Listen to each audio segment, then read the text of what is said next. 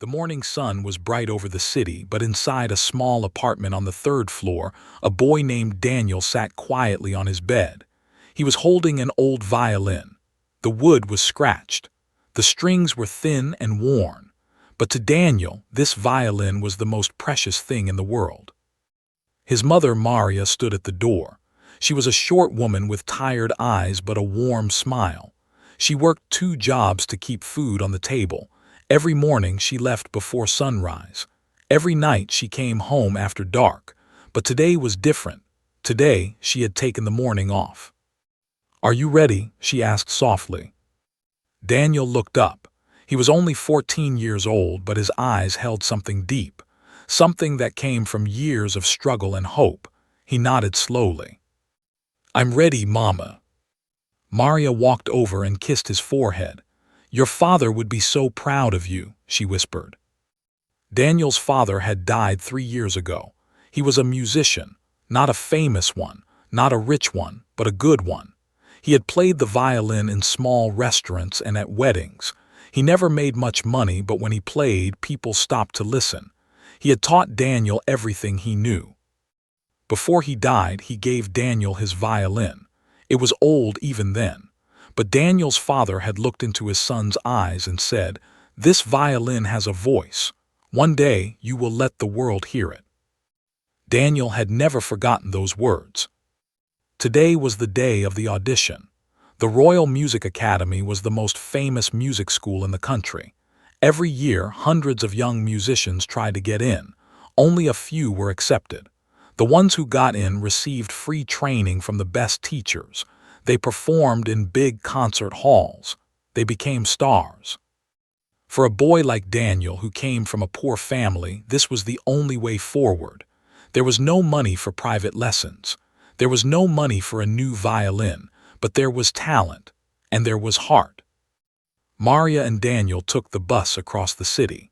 The academy was in a beautiful old building with tall white columns and big glass windows. Daniel had never seen anything so grand. He felt small standing in front of it. Inside, the waiting room was full of other young musicians. Some had shiny new instruments in expensive cases. Some wore fancy clothes. Some had their parents sitting with them, whispering words of encouragement. Daniel sat in the corner with his mother. His violin case was old and worn. The handle was held together with tape. A few kids looked at him and whispered. One boy even laughed quietly. But Daniel did not look at them. He closed his eyes and thought about his father. He could almost hear his voice. "Play from your heart, my son. The violin knows." An hour passed, then another. One by one, the young musicians were called inside. Some came out looking happy. Others came out crying. Finally, a woman with a clipboard called his name. "Daniel." Maria squeezed his hand. "Go, my son, show them who you are." Daniel stood up and walked through the big wooden doors. The audition room was huge. There was a stage at the front with a single chair and a music stand. In the middle of the room sat a long table.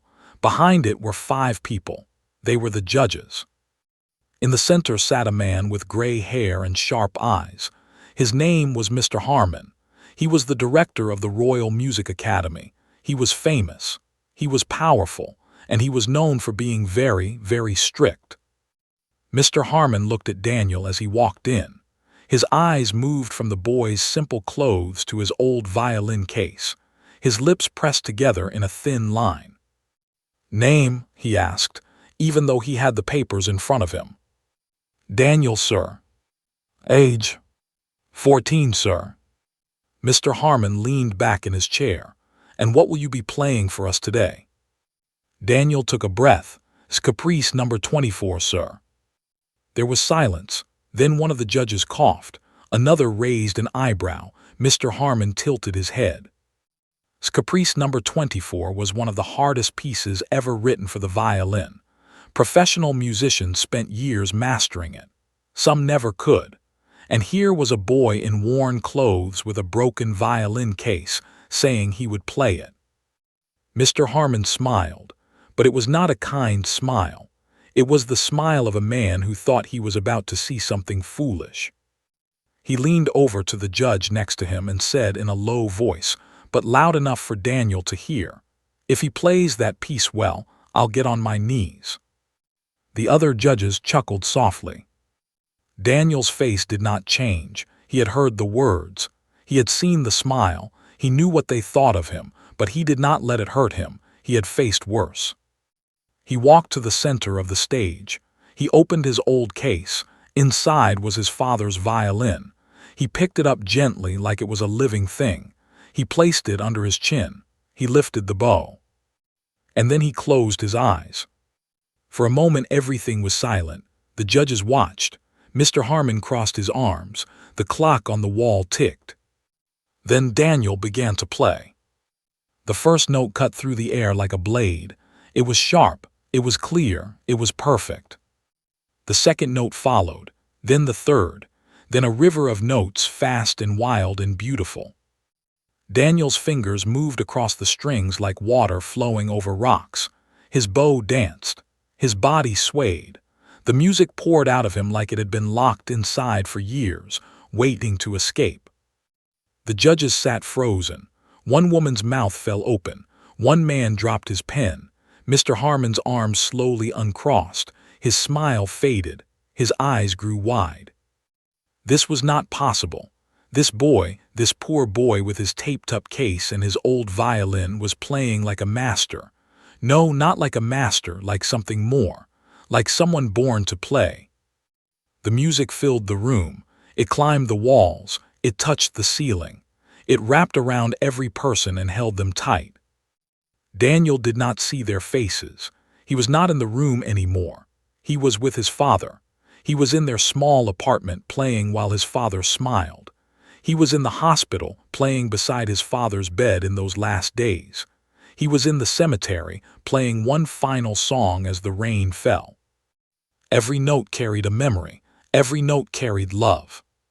When the last note rang out, Daniel lowered his bow.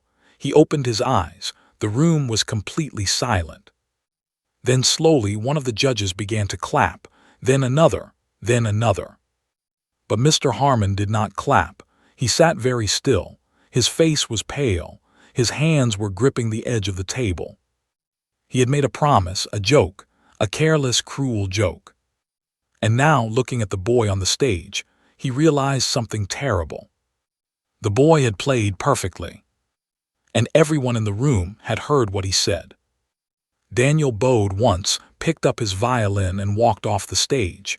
He did not look at the director. He did not need to. The music had spoken for him. The applause from the judges slowly faded. Daniel walked out of the audition room with his heart beating fast. He did not know what would happen next. He only knew that he had played his best. He had played for his father. In the waiting room, his mother stood up quickly when she saw him. Her eyes were full of questions. "How did it go?" she asked. Daniel smiled softly. "I played, Mama. I played everything I had." Maria hugged him tight. She did not need to hear more. She knew her son. She knew that when he played, something magical happened. Back inside the audition room, the judges were talking in low voices. But Mr. Harmon, the director, sat in silence. His face was hard. His jaw was tight. He stared at the empty stage where Daniel had stood. The other judges were excited. A woman named Mrs. spoke first.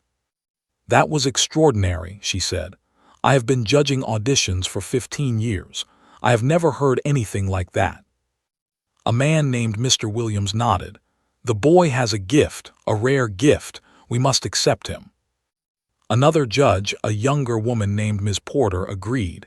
"His technique is flawless, and his emotion, it's like he speaks through the violin." Everyone looked at Mr. Harmon. He was the director. He had the final word. But Mr. Harmon did not speak. His mind was racing. He had made a joke, a foolish, arrogant joke. He had said in front of everyone that if the boy played well, he would get on his knees, and the boy had played more than well. The boy had played like an angel. Now Mr. Harmon had a choice. He could admit he was wrong.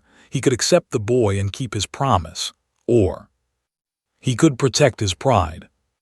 Mr. Harmon was a proud man. He came from a wealthy family. He had studied at the best schools. He had conducted the finest orchestras. He was respected everywhere he went. People feared him. People obeyed him. He had never in his entire life kneeled before anyone. And he was not going to start now, especially not for a poor boy with a broken violin. Mr. Harmon cleared his throat. The other judges fell silent. "The boy has some skill," he said slowly, "but skill alone is not enough. This academy is for serious musicians, musicians who understand discipline, musicians who come from proper backgrounds. This boy," he waved his hand, "he is not ready." The judges stared at him in shock. "Not ready," Mrs. said. "You cannot be serious. That was one of the finest auditions I have ever seen." Mr. Harmon's eyes turned cold. "I am the director of this academy. I decide who is ready and who is not, and I say the boy is not ready." Mr. Williams leaned forward. "But you said yourself." "I know what I said," Mr. Harmon cut him off. His voice was sharp like a knife. "It was a joke, nothing more. The decision is final. The boy is rejected." The room went silent. The judges looked at each other. They wanted to argue. They wanted to fight for Daniel, but they knew Mr. Harmon. They knew his power, and they knew that arguing with him would only make things worse. One by one, they looked down at the table. Mr. Harmon stood up and straightened his jacket. "Send the boy home," he said. "We are done here." A few minutes later, a staff member walked into the waiting room. Daniel and his mother looked up with hope in their eyes. "Daniel," the staff member said. "Yes," Daniel answered. "I'm sorry, you have not been accepted." The words hit Daniel like a punch to the chest. His mother gasped softly. Daniel felt his legs go weak. But I played well," he said quietly. "I know I played well." The staff member looked uncomfortable. "I'm sorry, the director has made his decision." Maria stepped forward. Her voice was shaking but firm. "There must be some mistake. My son played his heart out. Everyone in that room must have heard it." "I'm sorry, ma'am. There is nothing I can do." Daniel put his hand on his mother's arm. "It's okay, Mama, let's go." Maria wanted to scream. She wanted to march into that room and demand answers, but she saw the look in her son's eyes. He was hurt, but he was also proud. He did not want to beg. He did not want to make a scene. They walked out of the academy in silence. The sun was still shining. The birds were still singing, but everything felt gray to Daniel. On the bus ride home, Maria held her son's hand. She did not know what to say. She had worked so hard to give him this chance. She had saved money for months just to buy the bus tickets, and now it was all for nothing. "I'm sorry, my son," she whispered. Daniel shook his head. "Don't be sorry, Mama. You did everything for me. This is not your fault." "Then whose fault is it?" Daniel thought about the director. He thought about the cold eyes, the cruel smile, the careless joke. "Some people cannot see what is in front of them," Daniel said softly. "They only see what they want to see." That night Daniel sat by the window of his small room. The moon was bright. The streets below were quiet. He held his father's violin in his hands. He thought about giving up. He thought about putting the violin away forever. What was the point? No matter how hard he worked, no matter how well he played, people like Mr. Harmon would always be there. People who judged him by his clothes. People who laughed at his dreams. But then he remembered his father's words. "This violin has a voice. One day you will let the world hear it." Daniel lifted the violin. He placed it under his chin. He began to play. The music floated out of his window and into the night. A woman walking her dog stopped to listen. A man on his balcony closed his eyes and smiled. A little girl pressed her face against her window, watching the boy in the building across the street. They did not know his name. They did not know his story, but they heard the music, and it touched their hearts. Daniel played until his fingers hurt. He played until tears ran down his face. He played until the pain in his heart began to fade. When he finally stopped, he made a decision. He would not give up. He would not let one man destroy his dream. He would find another way. Somewhere in the city, in a big house with tall gates, Mr. Harmon sat in his study. He had a glass of wine in his hand. He was trying to read a book, but he could not focus. Every time he closed his eyes, he heard the music. That boy's music. It echoed in his mind like a ghost. He told himself he had made the right decision. The boy was not suitable. The boy did not belong. But deep inside, in a place he did not want to look, Mr. Harmon knew the truth. He had rejected Daniel, not because the boy was not good enough. He had rejected Daniel because the boy was too good. And admitting that would mean admitting something else, something Mr. Harmon had spent his whole life hiding. That he, the great director, was afraid. Afraid of a poor boy with an old violin. Afraid of a talent he could never match. Afraid of getting on his knees. Mr. Harmon drank his wine and pushed the thoughts away. It was done. The boy would disappear. The world would forget. Or so he thought. But the world has a way of remembering. And sometimes, the people we try to push down are the ones who rise the highest. Daniel's story was not over. It was only beginning.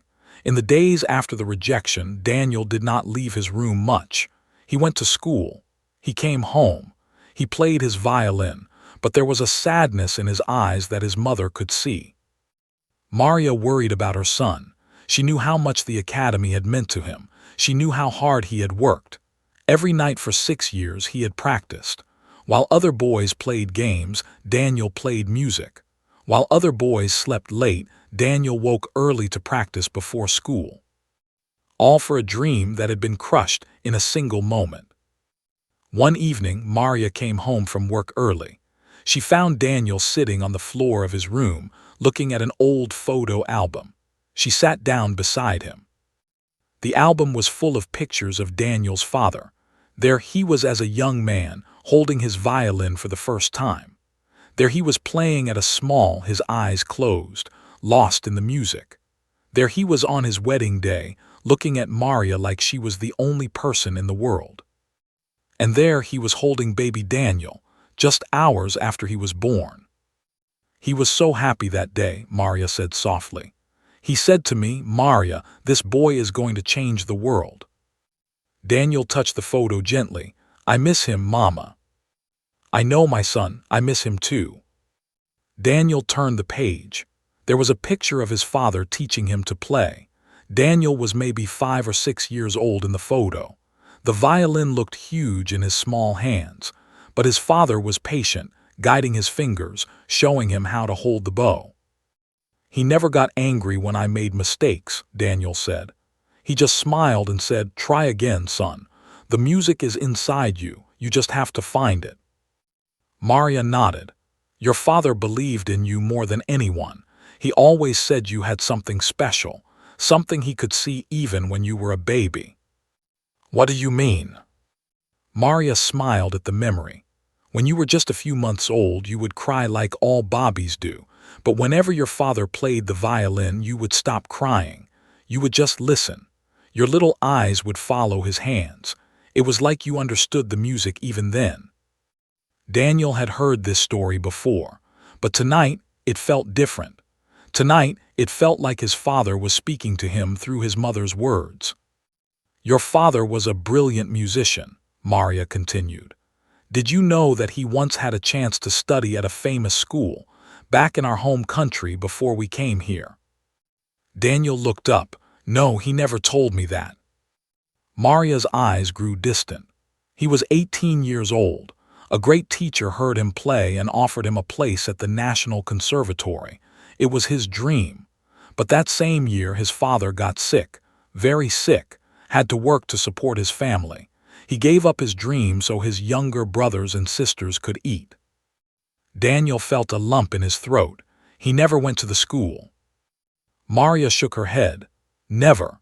He spent years working in factories, on farms, anywhere he could find work, but he never stopped playing. He played on the streets. He played at small parties. He played for anyone who would listen. "And then he met you," Daniel said. Maria smiled. "And then he met me. We fell in love. We got married. We moved to this country for a better life, and then we had you." She took Daniel's hand. "When you were born, your father made a promise. He said, 'This boy will have the chance I never had. This boy will play for the world.'" Tears filled Daniel's eyes. "But Mama, I failed. The academy rejected me. I have no chance now." Maria shook her head firmly. "No, my son, you did not fail. You played beautifully. Everyone in that room knew it. The director rejected you because he is a small man with a small heart. That is not your failure. That is his." She cupped Daniel's face in her hands. "Your father's dream did not die in that audition room. It lives in you, in your hands, in your heart, and it will find a way." That night after his mother went to sleep, Daniel took out his father's violin. He held it close. He could almost smell his father's cologne on the wood. He could almost feel his father's hands guiding his. He remembered the day his father gave him the violin. It was just 1 week before he died, was thin and weak. The cancer had taken most of his strength, but his eyes were still bright. "Daniel," his father had said, "come here." Daniel had walked to his father's bedside. His heart was heavy. He knew his father did not have much time left. Had reached under his pillow and pulled out the violin, the same violin he had played all his life. "This is for you now," said. "It has been my voice for 30 years. Now it will be yours." Daniel had started to cry. "Papa, no, this is yours. You need it." Smiled weakly. "I do not need it where I am going, but you will need it. This violin knows all my songs, all my dreams, all my love. When you play it, I will be with you." He pressed the violin into Daniel's hands. "Promise me something, son." "Anything, Papa." "Promise me you will never give up. Promise me you will play no matter what. Promise me you will let the world hear our voice." Daniel had held his father's hand and made the promise. 3 days later, passed away peacefully in his sleep. Now, sitting in his room 3 years later, Daniel remembered that promise. He had almost broken it. He had almost given up after the rejection. But not anymore. He stood up. He placed the violin under his chin. He began to play the song his father had loved most, a simple melody, a lullaby used to play for him when he was a child. As he played, Daniel felt something change inside him. The sadness began to lift. The doubt began to fade. In its place came something stronger, something brighter. He was not just playing for himself anymore. He was playing for his father, for his mother, for everyone who had ever been told they were not good enough. When the song ended, Daniel lowered his bow. He looked out the window at the night sky. The stars were shining. "I will not give up, Papa," he whispered. "I will find a way, I promise."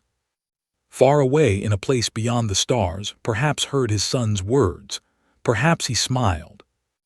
And perhaps, in the way that only fathers can, he began to guide events that would change Daniel's life forever. Because sometimes, when we hold on to our dreams, the universe finds ways to make them come true. Daniel did not know it yet, but his moment was coming. The world was about to hear his voice. And the director who had laughed at him would soon learn a lesson he would never forget. Some people are meant to shine, and no amount of darkness can hide their light. Daniel was one of those people. His father had known it from the beginning. And soon everyone else would know it too. 2 weeks had passed since the audition. Life went on for Daniel and his mother. Maria worked her long hours. Daniel went to school. Every evening he practiced his violin. The rejection still hurt, but he was learning to live with the pain. One night Maria came home looking more tired than usual, but there was also something different in her eyes, a small spark of hope. "Daniel," she said, sitting down at their tiny kitchen table, "I talked to today." was Maria's friend from work. They cleaned rooms together at a big hotel downtown. "What did she say?" Daniel asked. "She told me about something called the internet, about videos that people watch from all over the world." Daniel nodded. He knew about the internet, of course. He used computers at school sometimes, but they did not have a computer at home. They could barely afford electricity. "Says her grandson puts videos online," Maria continued. "He plays guitar. Thousands of people watch him. She said maybe you could do the same thing." Daniel thought about it. He had never considered such a thing, playing for the world through a screen. It seemed strange. "How would we even make a video, Mama? We don't have a camera." Maria pulled out her phone. It was old and cracked with a chip in the corner, but it had a camera. "Says we can use this. We record you playing. Then her grandson can help us put it online." Daniel looked at the phone doubtfully. "Mama, no one will watch. I'm nobody, just a kid from a poor neighborhood." Maria leaned forward and took his hand. "You are not nobody, Daniel. You are son. You have a gift, and the world should see it." Something in his mother's voice made Daniel pause. She had sacrificed so much for him. She had worked endless hours. She had never given up on him. How could he say no? "Okay, Mama," he said softly. "Let's try." The next evening, they cleared a small space in the living room. Maria hung a clean white sheet behind Daniel to hide the peeling wallpaper. She set her phone on a stack of books to keep it steady. Daniel stood in front of the camera, feeling nervous. This was different from playing alone, different from playing at the audition. This time, strangers would see him. Strangers would judge him. "What should I play?" he asked. Maria smiled. "Play your father's favorite song, the one you played when he was sick, the one that made him smile even when he was in pain." Daniel closed his eyes. He remembered sitting by his father's hospital bed. He remembered playing while his father listened, tears rolling down his thin face.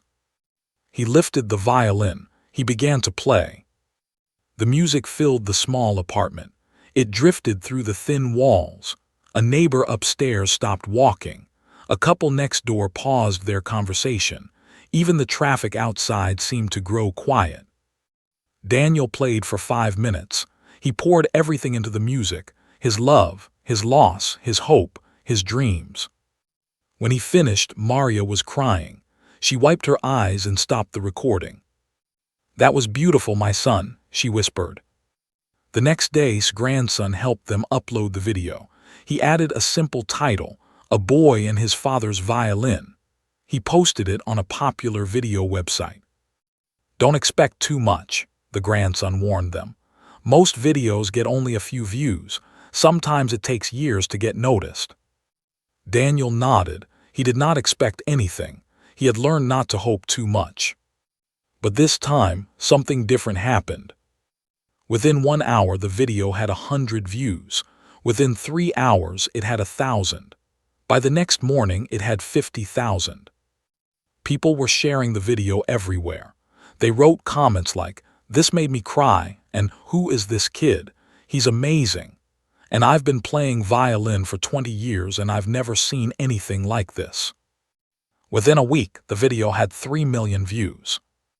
News websites picked up the story. They wrote articles with headlines like, "Mysterious Young Violinist Stuns the World," and "The Boy with the Broken Violin Who Plays Like an Angel." Reporters tried to find out who Daniel was. They searched online. They asked questions. Finally, someone recognized the neighborhood in the background of the video. A local news station sent a team to find him. When Maria opened the door and saw cameras and microphones, she did not know what to do. "We are looking for the boy in the video," a reporter said. "The violin player, is he here?" Maria looked at Daniel, who was standing behind her. His eyes were wide with shock. "Yes," she said slowly, "he is here." That evening, Daniel's face was on the news. The story of his audition came out. People learned how he had been rejected by the Royal Music Academy, how the director had mocked him, how the director had laughed and made his cruel promise. The internet exploded with anger. Thousands of people wrote messages condemning Mr. Harmon. They called him heartless. They called him arrogant. They demanded that the Academy accept Daniel. More importantly, famous musicians began to take notice. A world-renowned violinist named watched Daniel's video 5 times. Then he posted about it on his social media. "I have performed in the greatest concert halls in the world," wrote. "I have heard the finest musicians of our generation. But this boy, this unknown boy with an old violin, plays with more soul than most professionals I know. Whoever rejected him made a terrible mistake." His post was shared 100,000 times.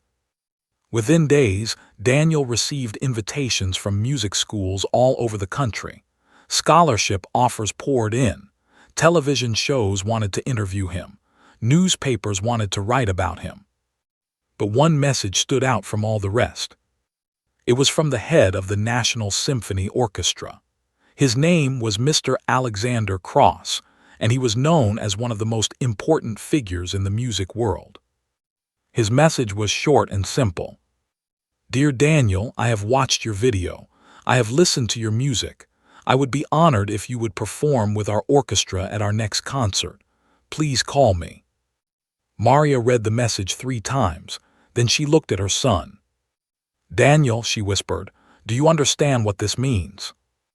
Daniel's hands were shaking. He understood.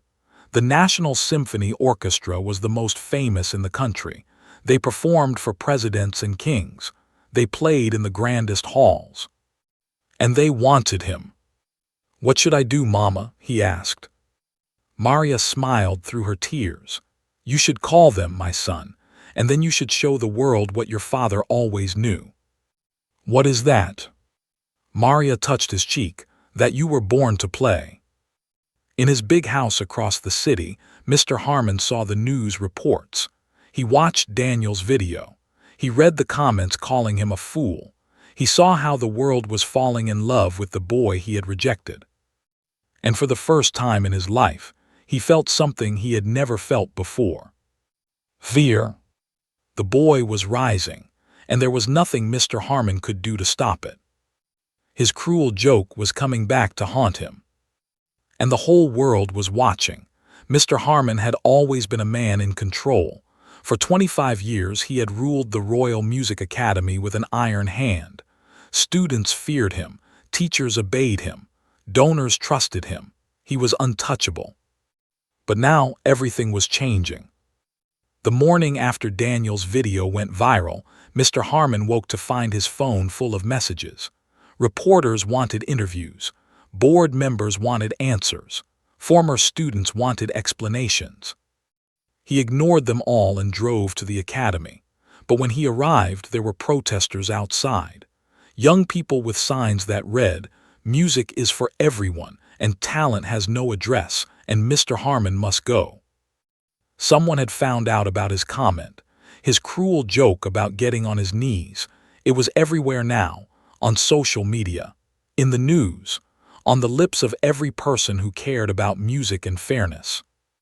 Mr. Harmon pushed through the crowd and entered the building. Inside, the staff looked at him differently. Some turned away, others whispered as he passed. He went straight to his office and closed the door. For the first time in decades, he did not know what to do. That afternoon, he received a call from the chairman of the Academy's board, Mr. Richard Foster. Mr. Foster said, his voice was cold, "We need to talk." They met in the boardroom. All 12 board members were present. Their faces were serious. Mr. Harmon sat at the head of the table, but he did not feel powerful. He felt like a man on trial. Mr. Foster began, "Do you know why we are here?" "I can guess," Mr. Harmon replied, trying to sound calm. "The whole world is talking about this boy, Daniel. They are talking about how you rejected him, how you mocked him, how you said you would get on your knees if he played well. Is this true?" Mr. Harmon's jaw tightened. "I made a comment. It was a joke, nothing more." "A joke?" Another board member, Mrs. Williams, spoke up. That boy played beautifully. Everyone who was in that room says so. Our own judges say he was one of the best they had ever heard, and you rejected him because of a joke." "I rejected him because he was not suitable," Mr. Harmon said firmly. "This academy has standards. We cannot accept every street musician who walks through our doors." The room went silent. The board members exchanged looks. "Street musician," Mr. Foster repeated slowly. "That street musician has 3 million people watching his video. He has been invited to perform with the National Symphony Orchestra. Famous violinists from around the world are praising him, and you call him a street musician." Mr. Harmon had no answer. Mrs. Williams leaned forward. "We have received over 2,000 complaints in the last 3 days. Donors are threatening to pull their funding. Parents are asking if this is the kind of place they want to send their children. You have damaged this academy's reputation." "I have built this academy's reputation," Mr. Harmon shouted, losing his calm.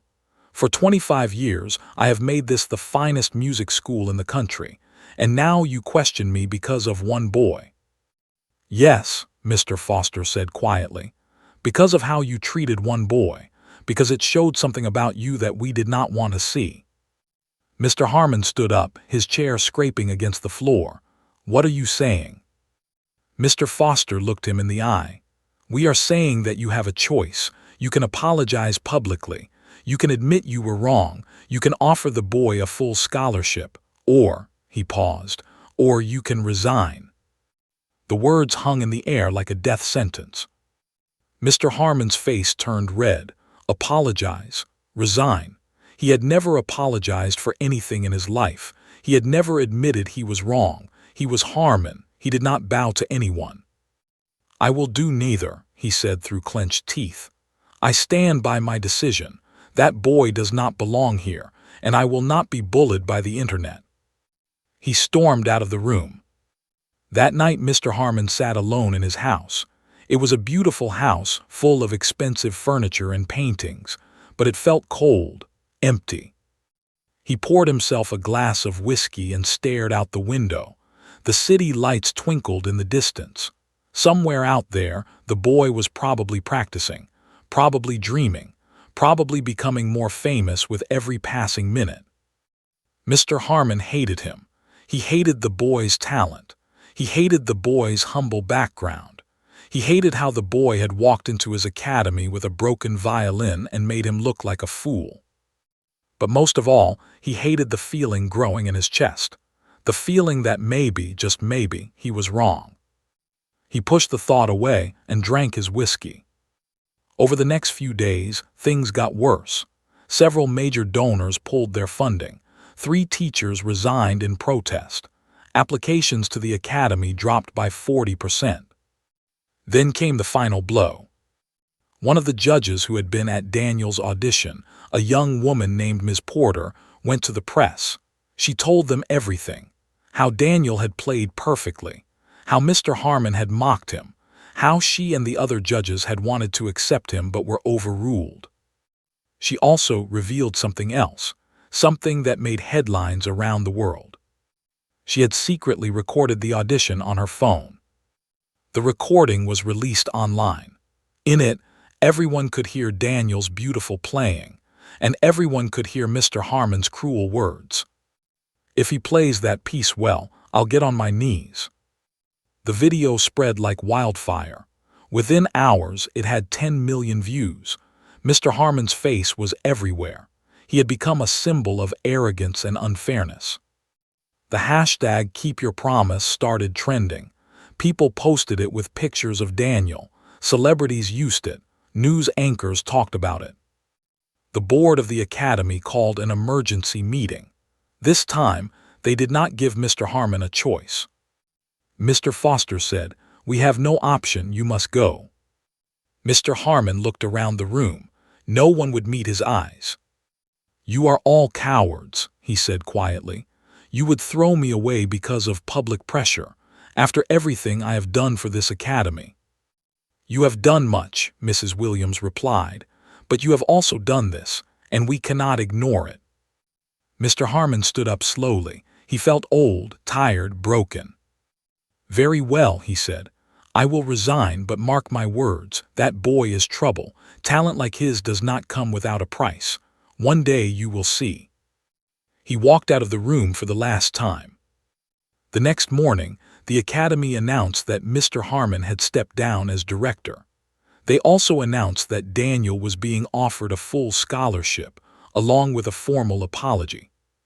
The news spread quickly. People celebrated. They said justice had been done. But for Mr. Harmon, sitting alone in his empty house, there was no celebration. There was only silence, and the sound of a violin playing in his memories. A boy's violin. A poor boy with a broken case and an old instrument. A boy who had destroyed his career without even trying. Mr. Harmon closed his eyes and thought about his promise, the promise he had made as a joke. "If he plays that piece well, I'll get on my knees." He had not kept his promise. He had refused to kneel. And now he had fallen even further. He had lost everything. But somewhere deep inside he knew that this was not the end. The boy was still out there, still playing, still rising. And sooner or later they would meet again. When that day came, Mr. Harmon would have to face the truth he had been running from all his life. The truth about who he really was. And the promise he still owed. 3 weeks had passed since Mr. Harmon lost his job. During that time, Daniel's life had changed completely. He was now famous. Reporters followed him. People recognized him on the street. Invitations came from everywhere. But Daniel tried to stay the same. He still lived in the same small apartment with his mother. He still practiced every day. He still carried his father's old violin in its worn case. The scholarship offer from the Royal Music Academy arrived by mail. It was a thick envelope with gold lettering. Maria opened it with shaking hands and read it out loud. "Dear Mr. Daniel, we are pleased to offer you a full scholarship to the Royal Music Academy. All your expenses will be covered, including a new violin of your choice.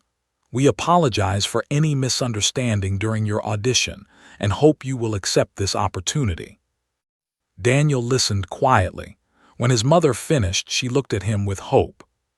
"This is what we wanted, Daniel. This is your chance." Daniel took the letter and read it again. He thought about the audition. He thought about Mr. Harmon's cruel smile. He thought about the judges who had said nothing while the director mocked him. "I don't know, Mama," he said slowly. Maria was surprised. "You don't know? Daniel, this is the best music school in the country. They are giving you everything for free." "They only want me because I became famous," Daniel replied. "Before the video, they threw me away like garbage. Now they want me back because it makes them look good." Maria was quiet. She understood her son's feelings. He had been hurt deeply. It was not easy to forget. "What will you do?" she asked. "I will think about it, but first I want to focus on the concert." The concert. It was all anyone talked about now. Daniel had accepted the invitation to perform with the National Symphony Orchestra. The concert was in 2 weeks. It would be held in the Grand National Hall, the biggest concert venue in the country. 20,000 people would be there. Millions more would watch on television. It was the biggest moment of Daniel's life. Every day he practiced harder than ever. He worked with Mr. Alexander Cross, the head of the orchestra. Mr. Cross was a kind man with white hair and gentle eyes. He treated Daniel with respect and patience.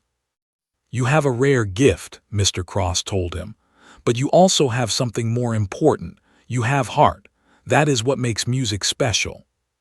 Daniel learned a lot from Mr. Cross. He learned about breathing and timing. He learned about working with an orchestra.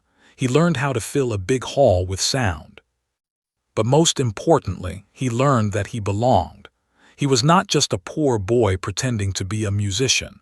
He was a real artist, and he had every right to be on that stage. One evening, a week before the concert, Daniel was walking home from practice.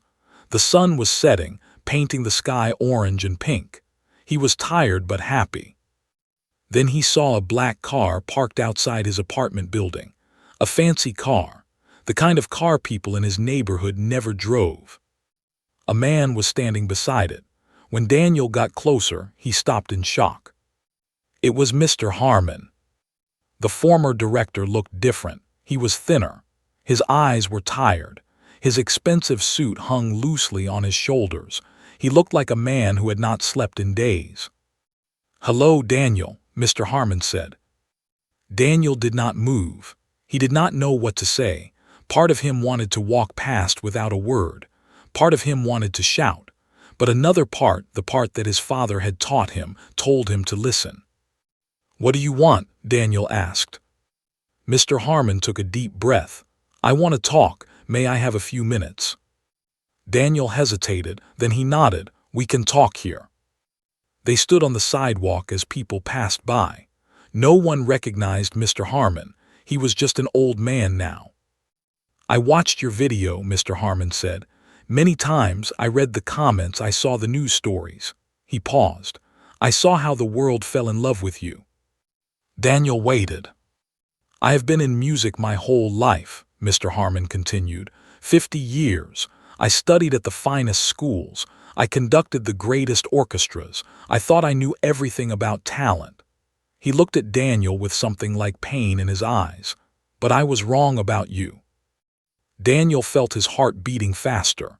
He had imagined this moment many times. He had imagined the director coming to apologize. But now that it was happening, he did not know how to feel. "I rejected you because you scared me," Mr. Harmon said quietly. "When you played at the audition, I heard something I had not heard in years. Pure talent, natural gift, the kind of music that cannot be taught." He shook his head. "I could not accept it. I could not accept that a boy with an old violin could be better than students I had trained for years."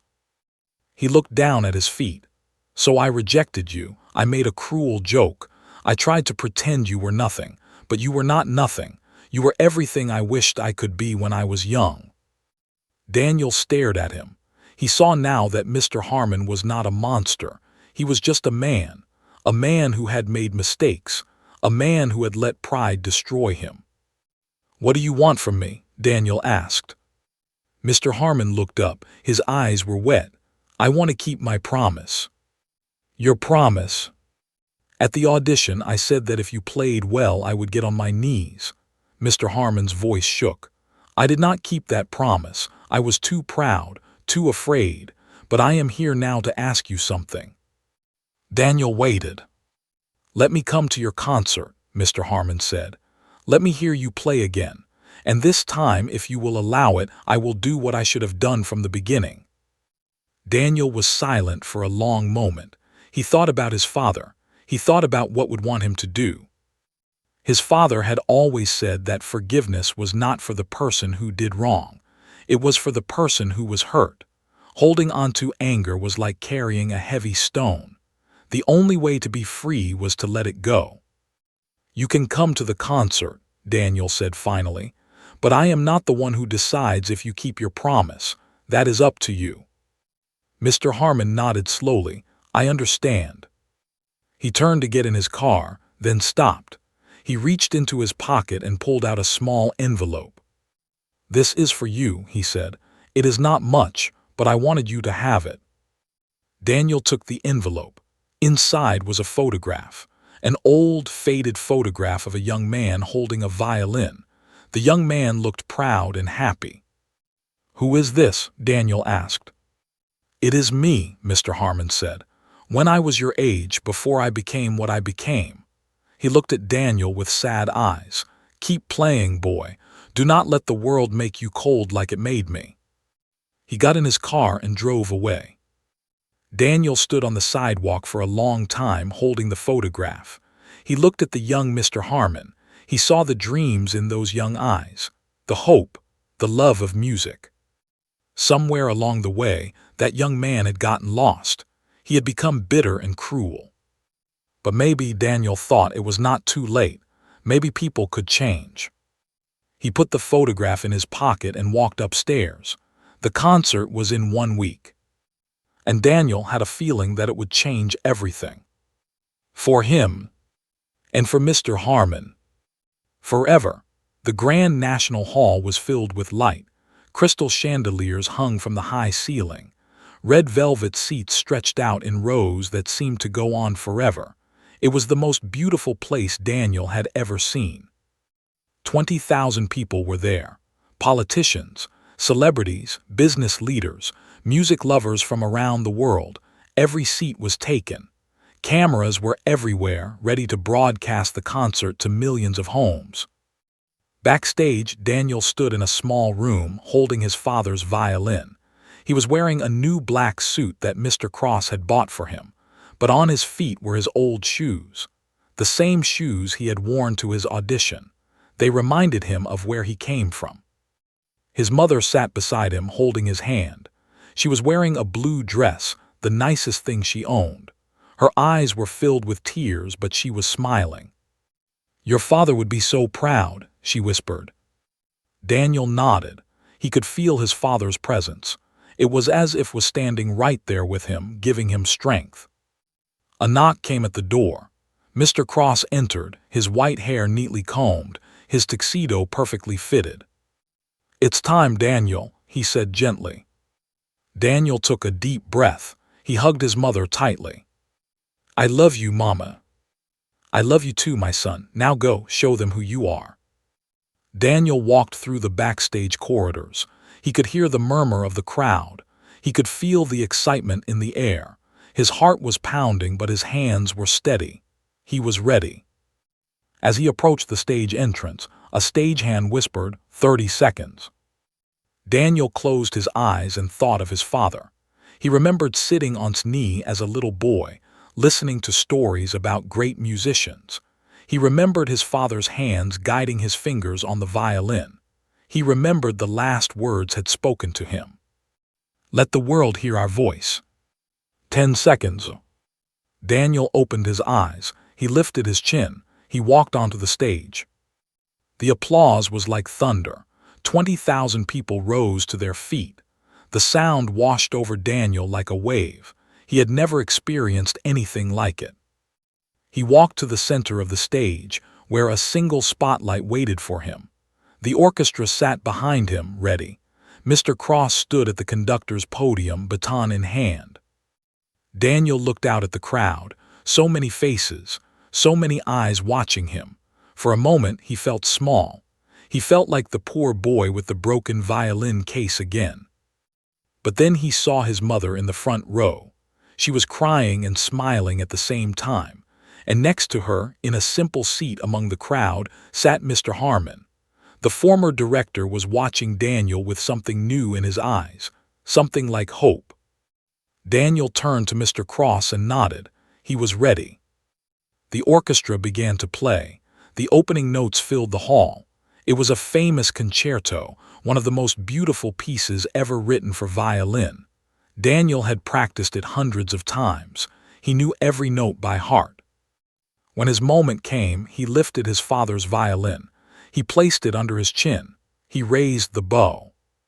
And he began to play. The first note was soft. It floated through the air like a whisper. The audience leaned forward, drawn in by its beauty. Then the music grew. It swelled and soared. It climbed to the highest ceiling and danced among the chandeliers. It wrapped around every person in the hall and held them close. Daniel did not think about technique. He did not think about being perfect. He thought about his father. He thought about his mother. He thought about every struggle, every sacrifice, every tear. He played his life story. He played the nights of hunger. He played his father's illness. He played the cold audition room and the cruel laughter. He played the moment the video changed everything. He played his hopes and his fears and his dreams. And the audience heard it all. Some people cried. Some closed their eyes and let the music carry them away. Some held hands with strangers, connected by something they could not explain. The concerto lasted 40 minutes. To Daniel, it felt like seconds. He was not in the concert hall anymore. He was in a place beyond time, where music was the only language and love was the only truth. When the final note rang out, Daniel held his bow still. The note hung in the air for what seemed like forever. Then it faded into silence. For a moment no one moved, no one breathed. Then the applause began. It started slowly, like the first drops of rain. Then it grew and grew until it became a storm. 20,000 people were on their feet, clapping and cheering and crying. Daniel lowered his bow. His hands were shaking. His eyes were wet. He had done it. He had let the world hear his father's voice. He bowed low and the applause grew louder. He bowed again and people began shouting his name. Daniel, Daniel. He looked at his mother. She was standing, her hand over her heart, tears streaming down her face. She mouthed the words, "I love you." Then Daniel looked at Mr. Harmon. The former director was still seated. His face was pale. His eyes were red. He looked like a man who had just seen something he never expected to see. Something beautiful. Something true. Something that proved beyond all doubt that he had been wrong. The applause went on for 10 minutes. Daniel bowed again and again. Mr. Cross came over and hugged him. The orchestra members stood and clapped. When the noise finally began to fade, something happened that no one expected. Mr. Harmon stood up. He moved slowly like a man in a dream. He stepped into the aisle. He walked toward the stage. People watched in confusion. Who was this man? What was he doing? But Daniel knew. He watched the former director approach. He saw the struggle in those tired eyes, the fear, the shame, and something else. The desire to finally be free. Mr. Harmon reached the edge of the stage. He stopped. He looked up at Daniel. The hall was silent. Everyone was watching. Mr. Harmon took a deep breath, and then, slowly, carefully, he lowered himself to his knees. The crowd gasped. Cameras flashed. Reporters leaned forward. The great Harmon, the man who had ruled the music world for 25 years, was on his knees before a 14-year-old boy. "I was wrong," Mr. Harmon said. His voice was quiet, but in the silence everyone heard. "You played beautifully that day. You play beautifully now. I should have seen it. I should have honored my promise." He looked up at Daniel with tears in his eyes. "I am sorry for the pain I caused, for the doors I tried to close, for the dream I tried to kill." His voice broke. "Please forgive me." Daniel stood very still. He looked at the man kneeling before him. He remembered the audition, the laughter, the rejection, the nights of crying and doubt. But he also remembered his father's words. Forgiveness is not for the person who did wrong. It is for the person who was hurt. Daniel stepped forward. He reached out his hand. "Stand up, Mr. Harmon," he said gently. Mr. Harmon took his hand. Daniel helped him to his feet. The two of them stood face to face, separated by age and experience and pain, but connected by something deeper. Music, and the courage to admit when we are wrong. The audience began to clap again. This time it was different. It was not just applause for the music. It was applause for something more. For forgiveness. For second chances. For the proof that even the proudest hearts can learn to bend. Daniel and Mr. Harmon shook hands. The cameras captured the moment. The world watched. And somewhere in a place beyond the stars smiled. His son had kept his promise. And in doing so, he had healed more than just himself. He had healed an old man's soul. The night of the concert changed everything, not just for Daniel, but for everyone who witnessed it. The video of Mr. Harmon kneeling and apologizing was seen by more than 50 million people around the world. News programs talked about it. Newspapers wrote about it.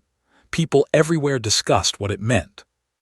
Some said it was about justice, a proud man finally humbled, a wrong finally made right. Others said it was about redemption, a person who had lost his way finding his path again. But Daniel knew what it was really about. It was about music, the power of music to break down walls, to heal wounds, to bring people together. In the days after the concert, Daniel's life became even busier. He received offers from music schools around the world. Famous musicians wanted to work with him. Concert halls invited him to perform. But Daniel did not forget where he came from. He stayed in his small apartment with his mother. He continued to practice every day. He kept his father's old violin, even when people offered to buy it for thousands of dollars. "This violin is not for sale," Daniel always said. "It is my father's voice. It is priceless." A month after the concert, Daniel made a big decision. He accepted the scholarship to the Royal Music Academy. Some people were surprised. After everything that had happened, why would he go to the school that had rejected him? Daniel had a simple answer. "I am not going there for the people who rejected me. I am going there for the teachers who believed in me, and for the students who need to see that anyone can succeed." On his first day at the academy, Daniel walked through the big wooden doors with his head held high. Students watched him as he passed. Some whispered, some smiled, some came up to shake his hand. The academy had changed. There was a new director now, a kind woman named Ms. Helena Grant. She had promised to make the school welcoming to students from all backgrounds. Scholarships were created for talented young musicians who could not afford the fees.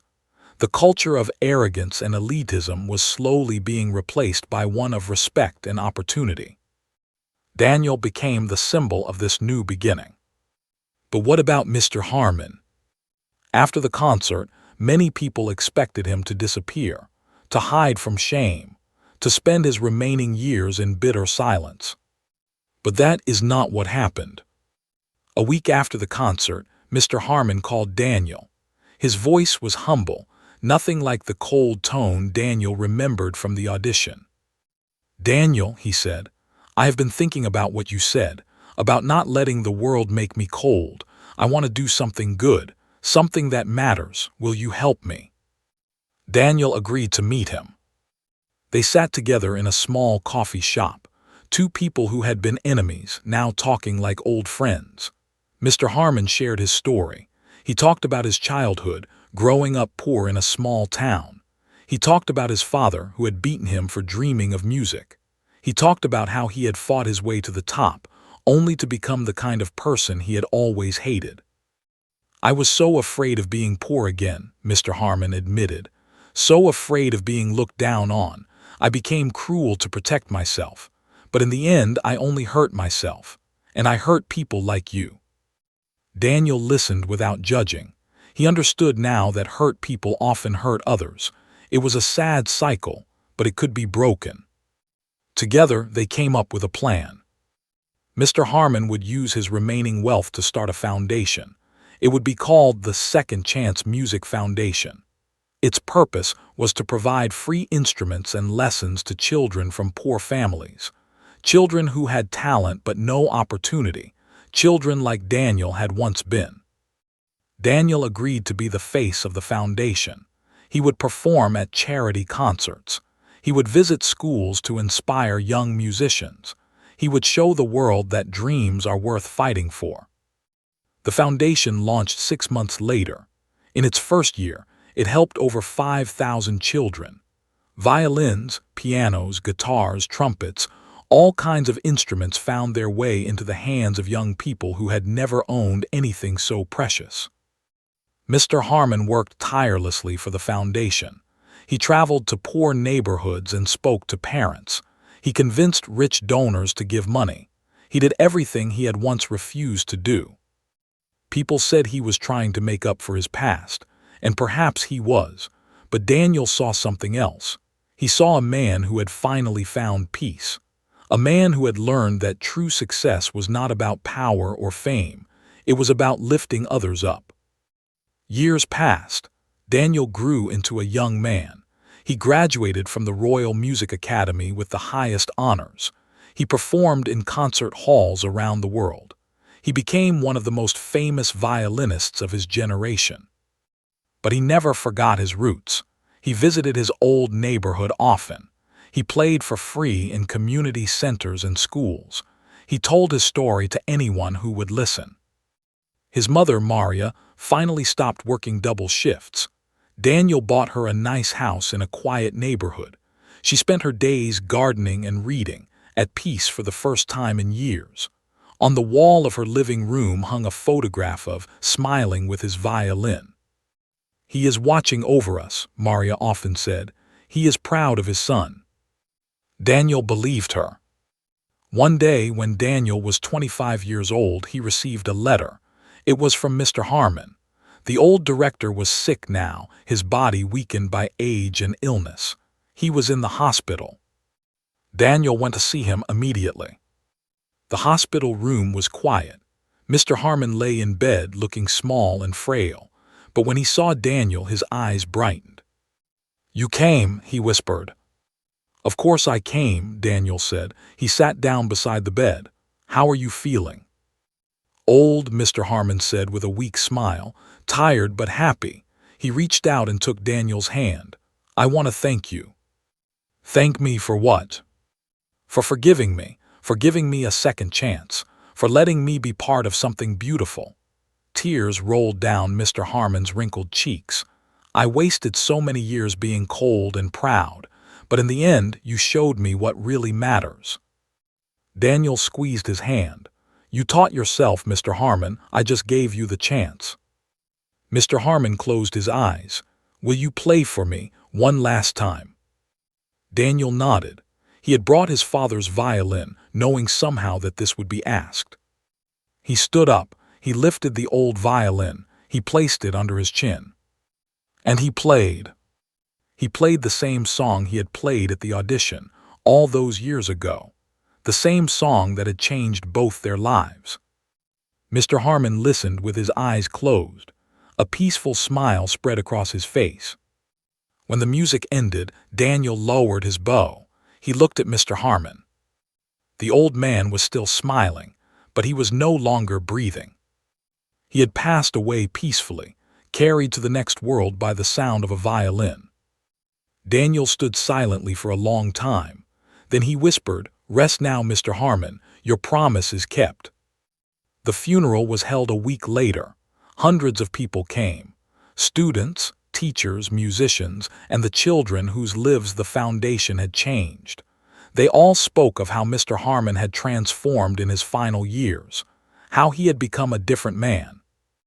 Daniel gave a speech. He talked about second chances, about forgiveness, about the power of music to heal even the deepest wounds. "He was not perfect," Daniel said. "None of us are, but in the end he chose to do good, and that is what we should remember." After the funeral, Daniel walked alone to a quiet park. He sat on a bench and looked up at the sky. He thought about his father. He thought about his mother. He thought about Mr. Harmon and the strange journey that had connected them all. He thought about the little boy who had walked into an audition with a broken violin and a heart full of dreams. That boy had become a man who had faced cruelty and responded with kindness, a man who had turned his pain into music and his music into hope. Daniel smiled.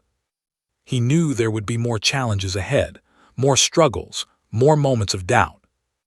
But he also knew that he was not alone.